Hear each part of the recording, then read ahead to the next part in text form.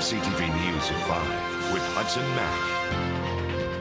The killing of 3 young children in Merritt by their father could have been prevented.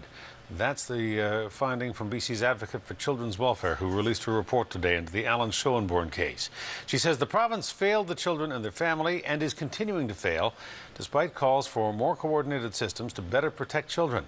Little, however, has been done, and more children have died because of it. CTV's Joe Perkins has been had a look at the report, and he joins us now live with more. Joe. Today's report comes more than 2 years after the Honoring Christian Lee report. Christian was the young boy killed in a murder-suicide in Oak Bay back in 2009. The Lee report called for more communication and coordination between BC's children's services, and that's almost identical to what's being re-asked today. In a report, Mary Ellen Turpel-Lafond says the province did not have a working system in place to help children living with the domestic violence. The report pointed to major coordination and communication gaps between child protection, income assistance, mental health, and the justice system in the province. A clear example of the breakdown: in the week before Schoenborn killed his children, he was arrested 3 times and came in contact with 14 different health professionals. It's alarming and indeed frustrating to not be able to point to significant improvements since we released the report on Christian Lee homicide in 2009. We certainly cannot find ourselves 2 years or 4 years from now still calling for improvements. The Ministry of Children, Family and Development apologized to the Schoenborn children's family and announced today the creation of a domestic violence unit that will look at the issues laid out in the report. The minister came under fire for the unit and for not taking more action. This is essentially a review that could lead to change, but then there's the question of budget. If action needs to be taken, how does that happen when the finance minister is asking ministries to do more with less? Well, I don't want to prejudge what's going to come out of this, the review that they're going to do. Do we have enough resources? I can't answer that yet. I think it's really important that we let the newly formed Deputy Ministers Committee and find out what they find out, and then we'll have the discussion after the report is delivered. The report is supposed to be complete by July. Turpel-Lafond also wants the province to do more to understand the risks children face when their parents suffer from mental illness, such as Alan Schoenborn.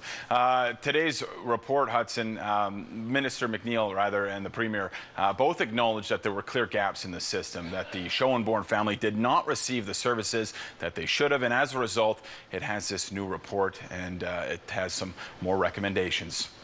All right. Joe, thank you. You're welcome. Other news still ahead.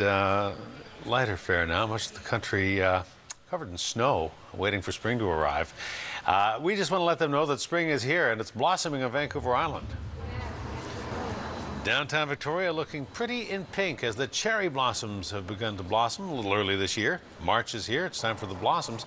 And as islanders are preparing their garden beds, folks on the east coast and central part of the country are pulling out the shovels, building snowmen, snow blowers, you name it. More than 30 centimeters of snow expected to fall in Nova Scotia by the time tonight is out. And as the rest of the nation and the continent, frankly, grows weary of old man winter, the flower count has begun in the capital region. And this year the competition is thick. Just be careful of the City of Victoria. We know what we're doing. Well, people have said you look at it, you know you're at Esquimalt. Very true. Do you have any, obviously Victoria won last year, so do you have any strategy to try and beat them, or do you have any words for your competitors across the table? Bring it on. Well, I think when they send their director of parks in to do the display, that she should have to do it with one arm behind her back, because I think she's got a distinct advantage, don't you? Well, yeah. Mayors and city councillors are putting on their game faces, bringing their best floral bouquets to the table to try to kick the flower count off in a big way. The competition had everything from roses to Lego in the arrangements. And our own Astrid Braunschmidt was one of the judges who got to decide who took home the best blooming prize. I'm looking to be wowed, and there are some veteran arrangers here who have done great arrangements in the past, but there are some new people who have just taken this above and beyond. So I find this judging really difficult. This is a tough task, but everyone's put a lot of thought into it except for a couple. Does that mean? Last year the City of Victoria won, but this year the Township of Esquimalt took first place with its pirate-themed display. Well, we will soon know what the future holds for rail service up and down Vancouver Island. The Island Corridor Foundation says the Harper government is just weeks away from deciding whether it will provide the funding for track upgrades to restore passenger service on the E&N.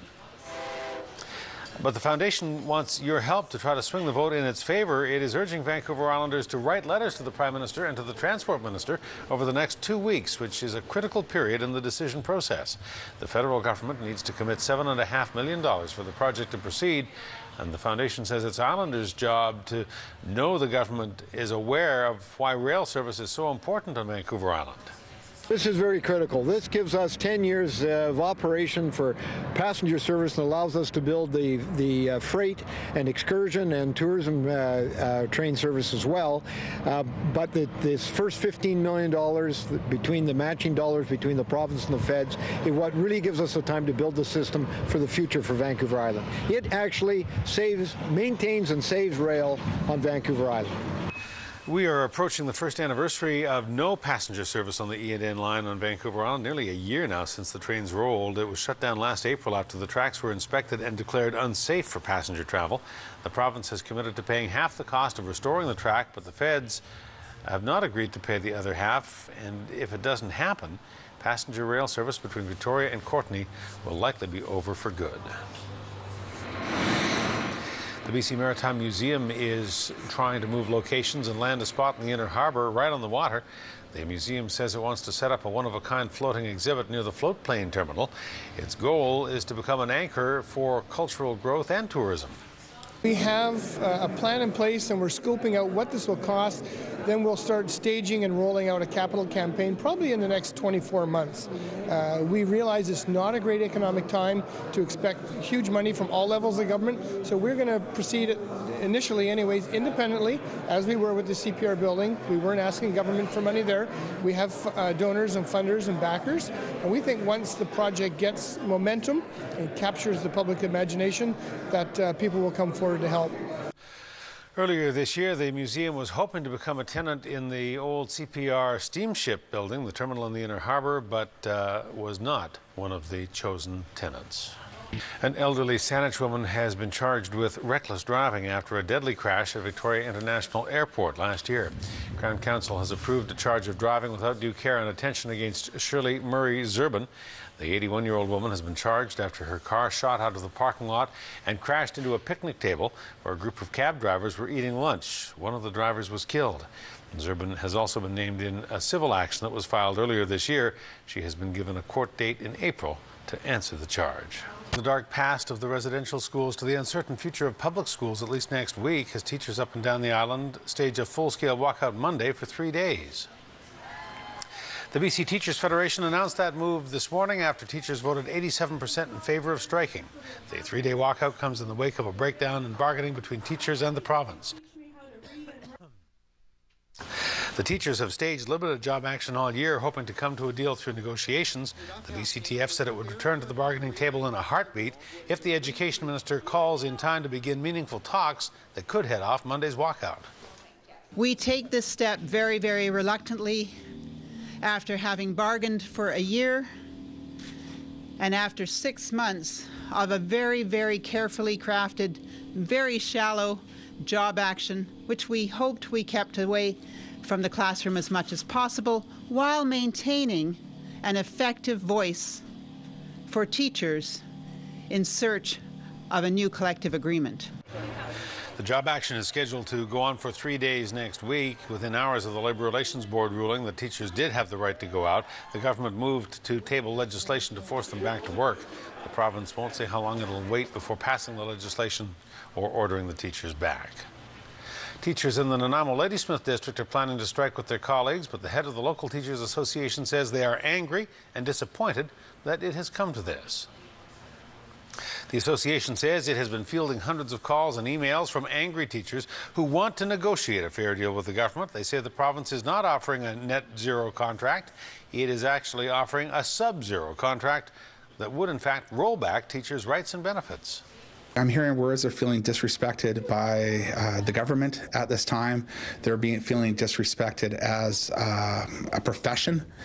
One thing that really does amaze me is the resolve in our district and the resolve across the province that no, we're not going to be pushed around. And you know what?